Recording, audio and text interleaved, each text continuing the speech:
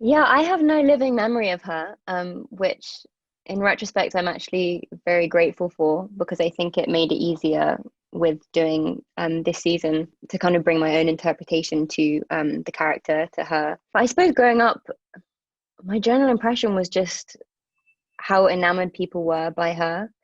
I had a sense of the tragedy of what had happened to her, and also, I suppose, her spirit that people speak of, her being this very generous, empathetic person who kind of broke the mold of the royal family, I suppose.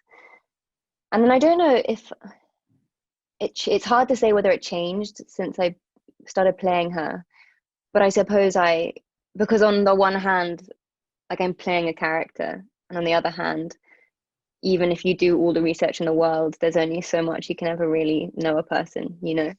Um, but I suppose I have a new understanding and appreciation of like what she went through and the nuances of her experience.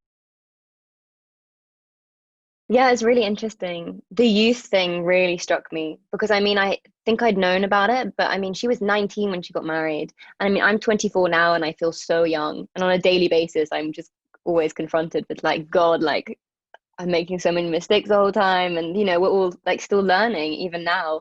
And I think back to when like how I was when I was 19 and I didn't have a clue. Maybe I thought I did, but I really didn't.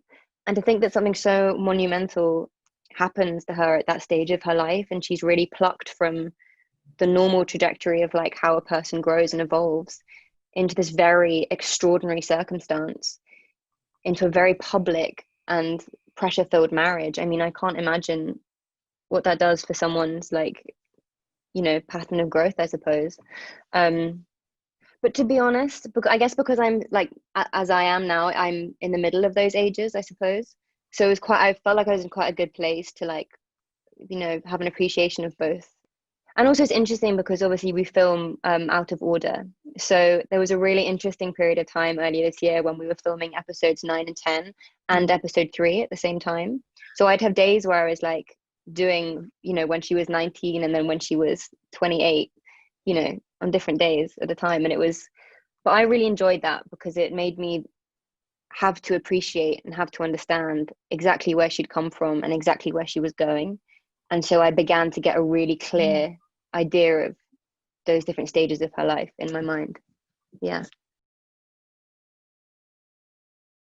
I would say for me that looking into her, understanding her mannerisms and behavior, and those like recognizable Diana things that we all know, like understanding where those came from and being able to justify them before I like, I suppose, embodied them was something that I really loved looking into. I would say that helped me more than um, her fashion, I suppose, even though I know that that's a huge part of who she was increasingly. Um, and there is, it does help a huge amount. It changes a lot when you're on set and you step into those clothes. It's suddenly like the bit that seals you up into the character, I think. But for me, it was definitely like understanding the psychology behind why she, did what she did, why she lowered her head, why she looked up over her under her fringe, her behavior at any given moment really interested me.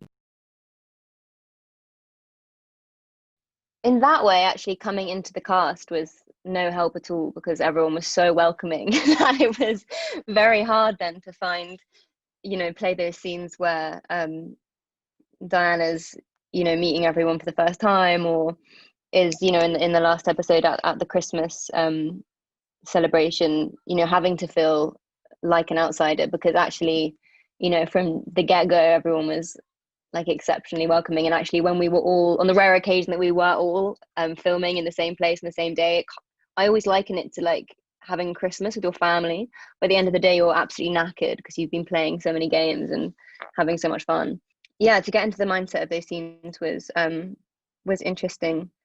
I think particularly for Diana because it is part of her like journey, I suppose, that I hadn't probably realized before I started doing working on the crown was the loneliness that she felt and the lack of support, which I think was particularly poignant for her because a lot of research I did actually similarly to you Gillian was I was very fascinated in her childhood and her upbringing, because I think, like, with everyone, that's, a lot of how you behave, or how you are when you're older, as you grow up, has to do with your childhood and your relationships with your family. And I think she speaks about it quite candidly in a documentary, and I think always did, about her sense of loneliness. I think when she's once asked about her childhood, she just says, I just remember feeling incredibly lonely.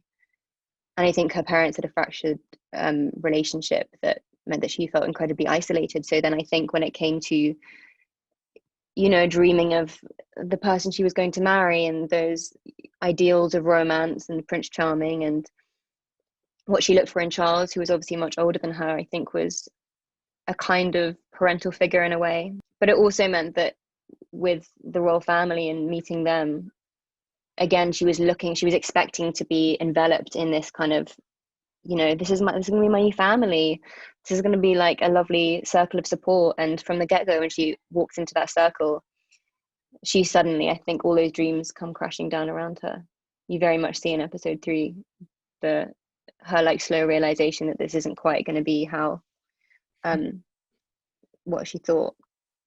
And then in that conversation she has with the Queen when she comes back from Australia, and the Queen is like, oh, I think we all know when you've been wanting too much attention and you love the attention of the crowds and all that. And she says, yeah, of course I do, because I get no support from all of you. So like, at least someone's supporting me. Yeah. It's something that I had heard of beforehand. One documentary, which I was kind of the only one I watched because it's incredible. It's called In Her Own Words. It's on Netflix.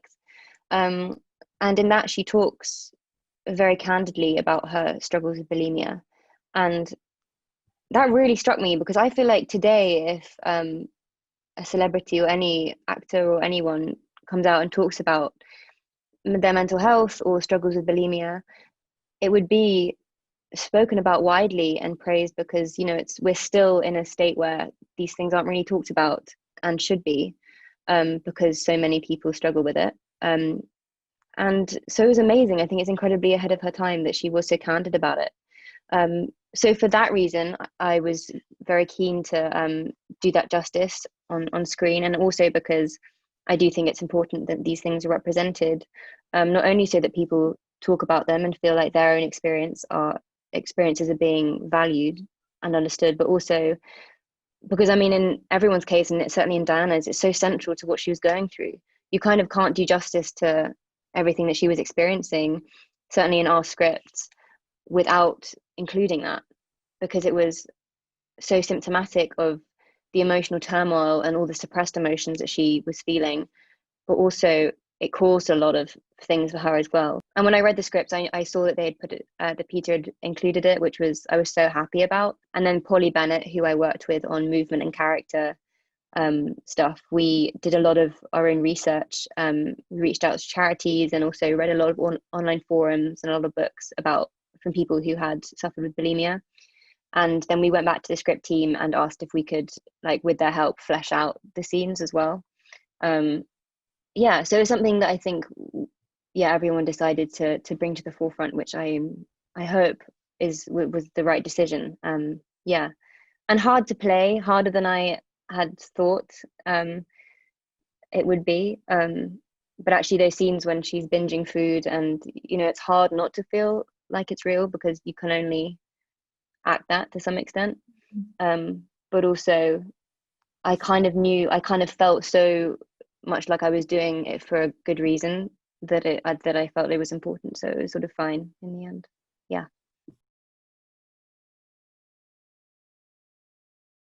Oh, actually, really good question. My instinct, because I've loved her throughout all the seasons, would be Margaret, but then I feel like Margaret and Diana are sort of quite similar in the ways that, in some ways, in their personality, and also I think in the fact they were a bit of a rule breaker, maybe. So maybe that's two. You know what? Actually, for this season, Thatcher, I guess, because I haven't, like, we just did not cross at all, so I have no concept of. I've been watching some of the episodes, and because it's been so long since we did the read through, genuinely, Gillian, your storyline is such a surprise for me. I'm just like like digesting it. It's the first time I've ever seen it. It's brilliant because we just did not cross paths at all. And I think, yeah, it's very interesting how Diana and Thatcher are so different. And yet I feel like this series centers Diana, Thatcher, and the Queen as examples of women who, although having very separate experiences of it, they're all struggling with this or dealing with this, like, women being in power at a time when, or women having power at a time when that was still so rare, I suppose. Yeah. So maybe Thatcher.